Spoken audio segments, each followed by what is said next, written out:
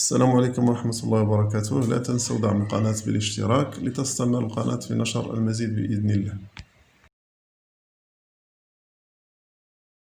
إذا أعجبكم الفيديو لا تنسوا الضغط على زر لايك وتفعيل الجرس ليصلكم كل جديد. في هذا الفيديو إن شاء الله غادي نكملوا الدرس ديال التماثل المحوري لمستوى الثانية ثانوي إعدادي. إذن على بركة الله نشوفوا دابا إن شاء الله مماثلة زاوية. مماثلة زاوية بتماثل محوري. مماثلة زاوية بتماثل محوري أو بالنسبة للمستقيم هي كذلك زاوية لها نفس القياس. مماثلة زاوية نسميوها مثلا A B C بالنسبة لمستقيم دلتا هي زاوية A بريم B بريم C بريم تقايس، يعني لها نفس القياس، بحيث A بريم مماثلة A بالنسبة للمستقيم دلتا، و B بريم مماثلة B بالنسبة لدلتا، و C بريم مماثلة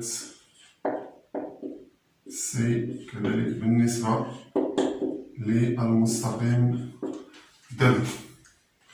نعم، إذن باش نرسمو مماثلة أو ننشئو مماثلة الزاوية A B C بالنسبة لمستقيم دلتا يكفي ننشئ مماثلة A ثم مماثلة B ثم مماثلة C ونحصل على مماثلة الزاوية A B C اللي هي الزاوية A بريم B بريم C بريم باستعمال واحد الرموز. إذا ناخذ هذا المستقيم دلتا اللي هو محور التماثل، ناخذ هنا واحد الزاوية A B C. إذا هذه زاوية A B C،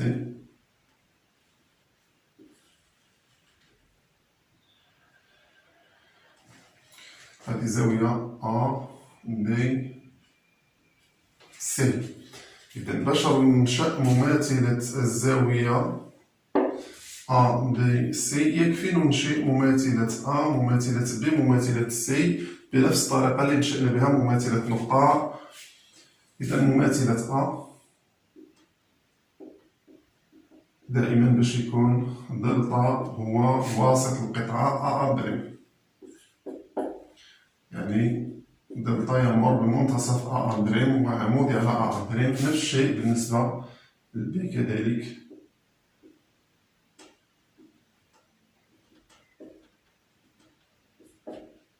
هي B بريم، ونفس الشيء بالنسبة للسي مماثلتها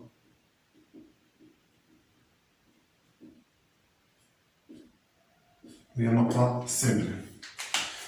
إذا مماثلة الزاوية A B C هي الزاوية A بريم B بريم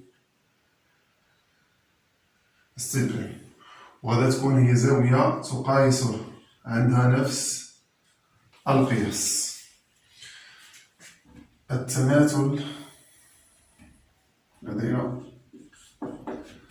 A B C، هذه الزاوية A B C تتساوي الزاوية A بريم B بريم C بريم.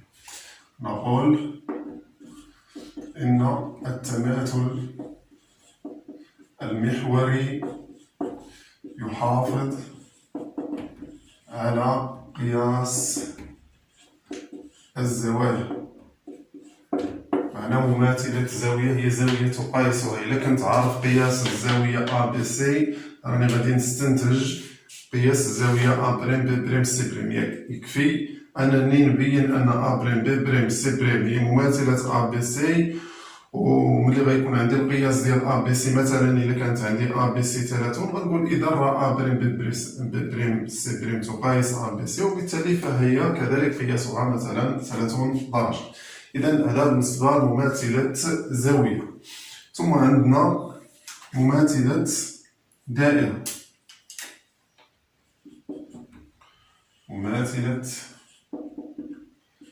دائرة بتماثل محوري. إذا مماثلة دائرة هي كذلك دائرة. هذا الجزء الثاني.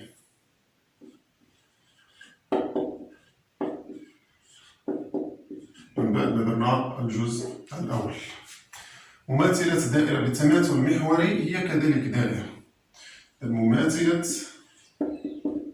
دائرة سي غنسميوها سي مركزها، إذا دائرة مركزها أو وشعاعها آر، هي بتماثل محوري أو بالنسبة لمستقيم دلتا، بالنسبة لمستقيم دلتا هي دائرة.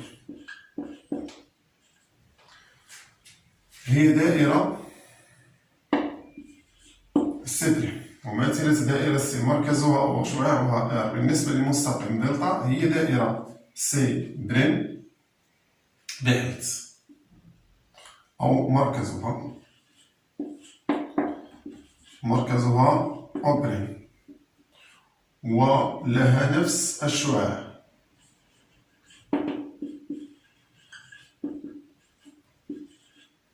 بحيث أو بريم النقطة أو بريم مماثلة النقطة أو بالنسبة للمستقيم دلتا.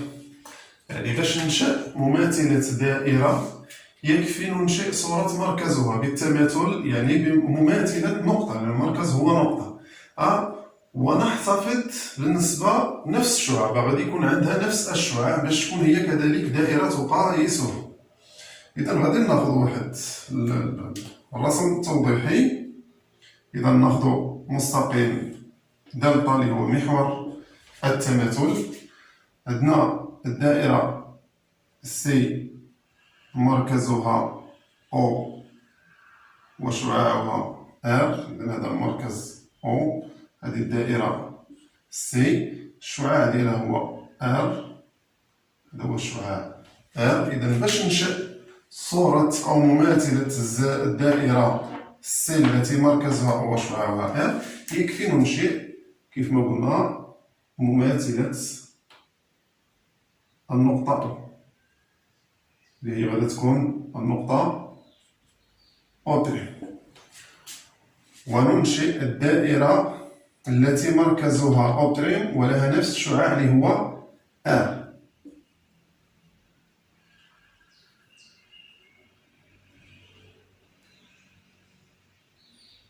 استسمحنا ما عنديش أدوات ديال البركار. إذا غادي يكون عندها نفس الشعاع آر، نفس القياس. إذا مماثلة دائرة هي دائرة تقايسها.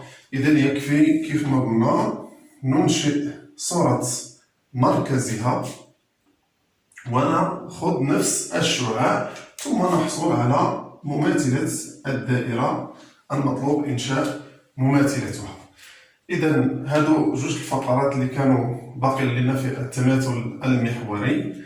إذا هاد جوج ديال الفقرات يضبطوا، واللي بغى اللي ما فهمش الحاجة يخلي لي في الكومونتير راني نجاوب ليه عليها. وما تنسوش اللي ما شافش الدرس الجزء الاول يحاول يدخل ليه ويراجعه ان شاء الله. واللي ما فهمش شي حاجه دائما انا موجود ان شاء الله نشرح ليه كاع داكشي اللي خاصو ان شاء الله. والسلام عليكم ورحمه الله وبركاته.